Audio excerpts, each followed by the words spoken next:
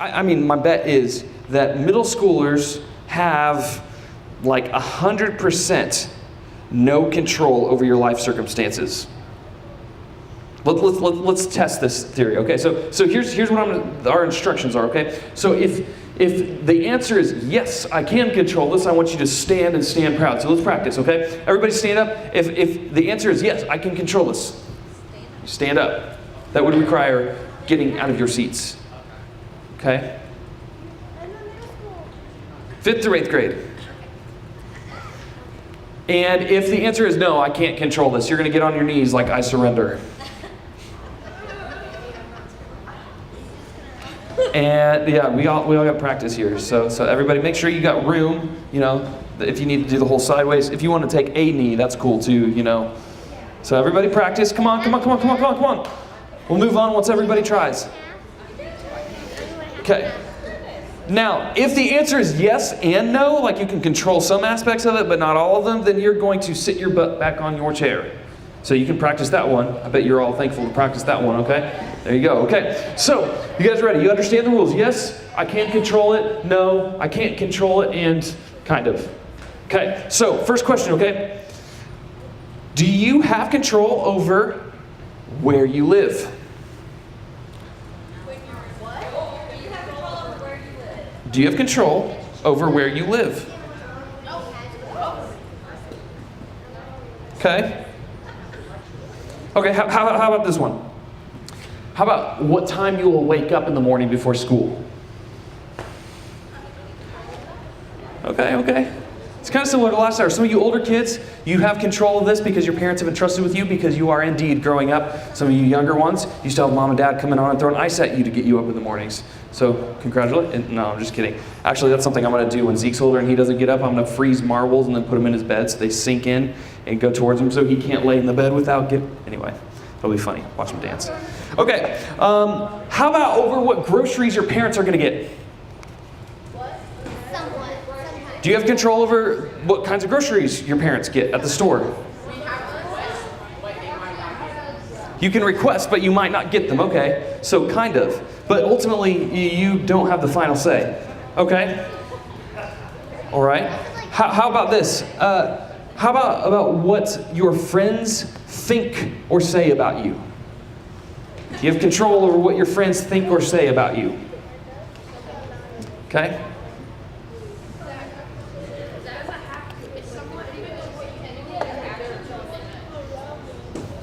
Okay, how about whether or not you do your homework? Do you have control over whether or not you do your homework? Hopefully everybody's standing and we don't have any people that are making excuses right now because y'all have control over the homework that you do or don't do. Or when your parents ask, you're like, Mom, can I play Fortnite? And your parents are like, did you do your homework? And you're like, yes, but really you didn't do all your homework? I know you guys have done that. Okay, how about this? What you do in your free time. Do you have control over what you do during your free time?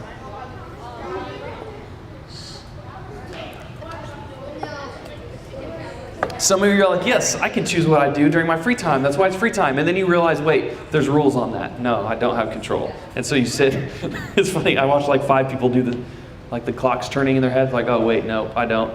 And step back down. Okay, how about this? How about if you get your own phone? Do you have control over if you get your own phone? You have control over whether or not you get your own phone?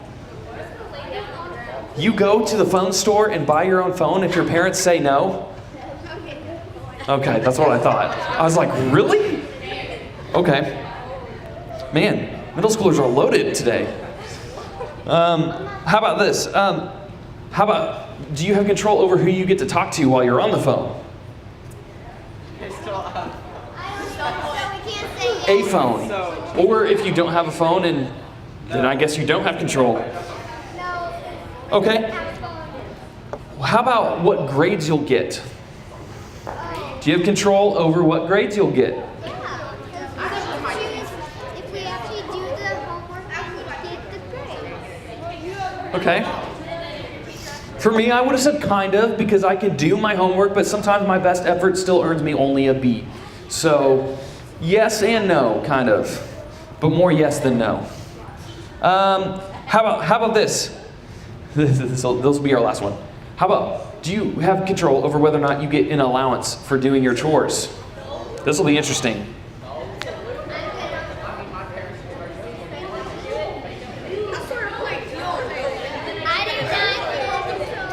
Okay, so some of you, how many of you are in the boat like you have to do your chores, no questions asked?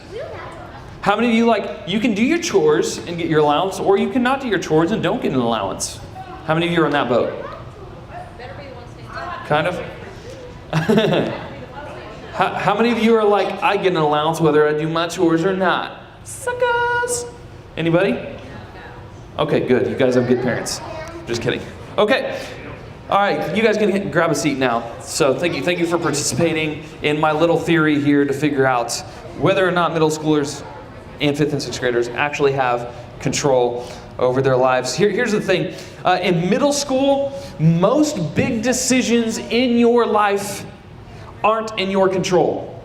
Would you guys agree with that general statement? That as middle schoolers, most of the big decisions in your life are things you don't have control over. Right, and we just kind of established some of those as examples, but the reality is sometimes we can't control all of our decisions. Let me tell you, when I went to school, there was a dress code. And we had to have, for a while, we had to have shirts tucked in with a belt on and a collared shirt, right? And I absolutely hated it. And I wanted to be super like rock and roll and have long hair, but there was a dress code on that too, so I couldn't. And so there were these rules that I had to abide by, and sometimes out of spite, I would just untuck part of my shirt. Be like, yeah. I know, I was so cool. I was a rebel. And then I'd get told to tuck my shirt in and I'd feel really bad. So that was me growing up. But I was really mad on the inside about having to follow the dress code.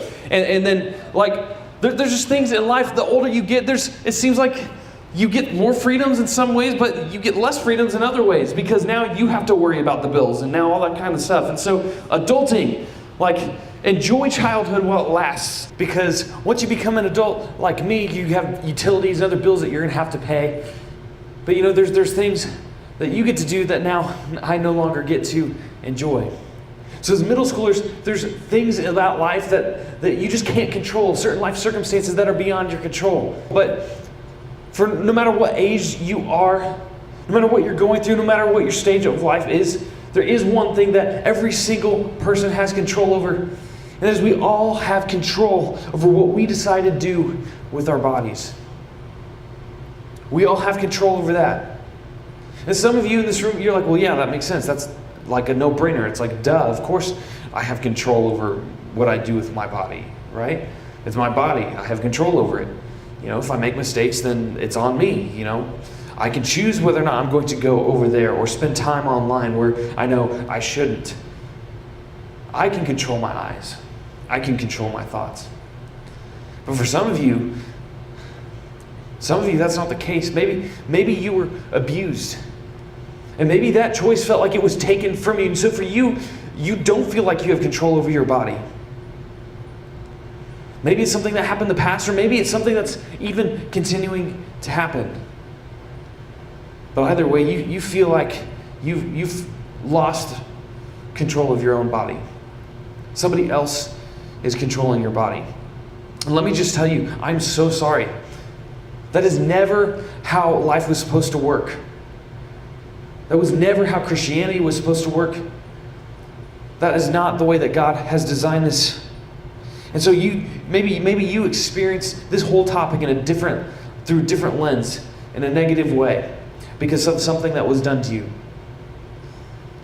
But you can still choose today whether or not you're going to remain silent about it, or if you're going to bring what is in the dark into the light so that it can be addressed and that you can move forward. And you can choose whether or not you're going to choose to be involved in certain kinds of situations or involved in certain kinds of behaviors from this point forward, what you do have control of. You don't have to blame the past on your current decisions. And some of you, maybe you're somewhere in between those two situations. Maybe you know that you have control over your own body, but maybe you were exposed to something. Maybe somebody sent you a text, or you received a snap, or maybe you saw something online that you weren't looking for, but that stirred up an arousal and a temptation in your life that you were not prepared to fight. Or maybe you've had a relationship, or you're in a relationship with a boyfriend or girlfriend, and the boundaries you thought you had when it came to your sexuality were violated, or maybe you broke your own boundaries. And you know what's wrong and you want to stop, but if you're real with yourself, you can't. Every time you say you want to start over, you just go back into falling into the same mistakes. And maybe you feel like it's become more of an addiction and now you don't have control anymore. Whatever your situation, God promises a way out.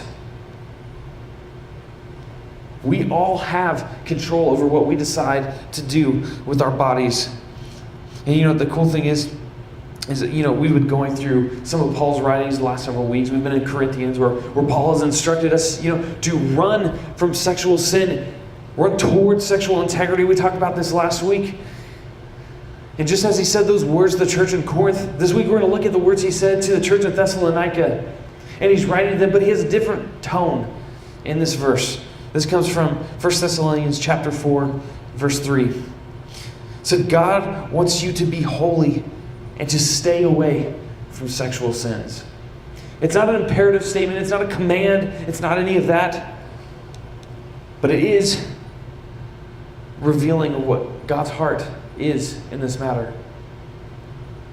He said God wants you to be holy. Now, what's another word for holy, you might ask? Because that sounds like a real churchy word.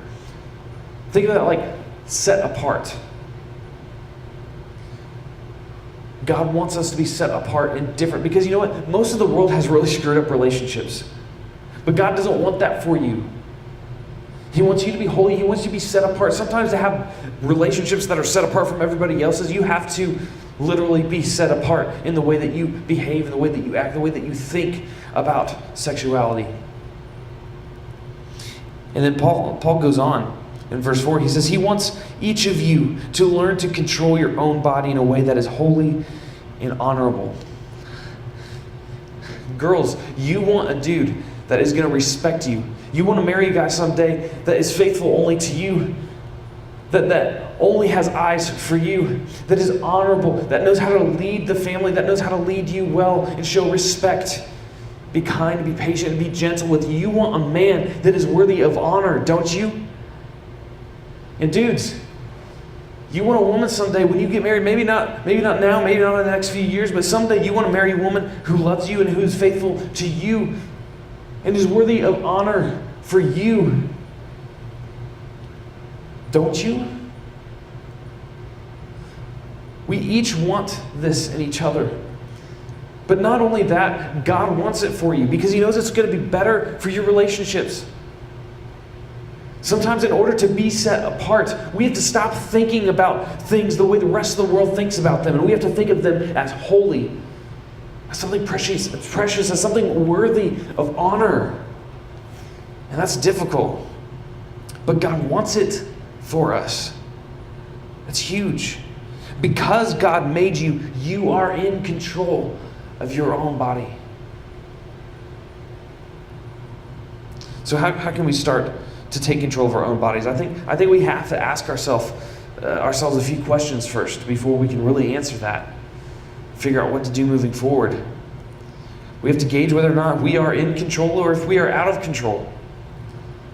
So if you're scared of the thought of having to give up something in your life, you may not be in control.